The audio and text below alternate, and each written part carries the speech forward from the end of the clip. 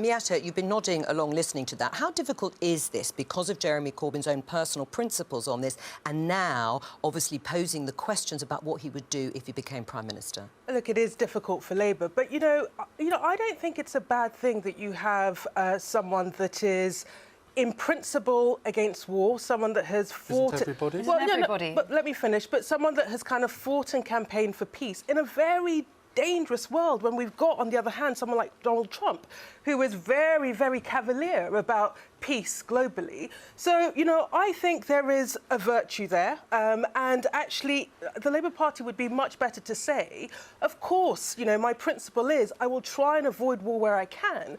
But my first duty as a Prime Minister is to protect the people in this country. And if as a Prime Minister I need to protect people in this country, I will do that. But that's not inconsistent with the fact that fundamentally I believe the world should be peace. I think war when it happens is a bad thing. And I think too often we have leaders who are far too trigger happy. And that is bad. That's a bad outcome for anyone.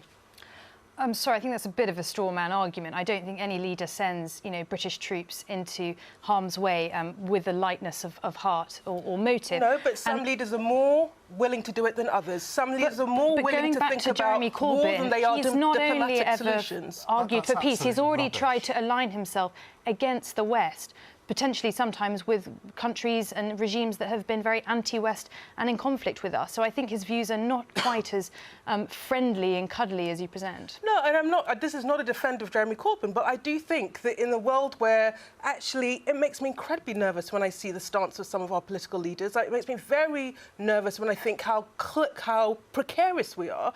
I don't think it's a bad thing to be principled about peace. I don't think it's a bad thing to be squeamish and worried about war. I don't think it's a bad thing to call some of these things into question. Now, you know, and that's not defending Jeremy Corbyn, the man. That's not my job to do that. But I do think we need to have a slightly more... I do think we need to have a slightly more balanced debate about this. And, you know, we shouldn't...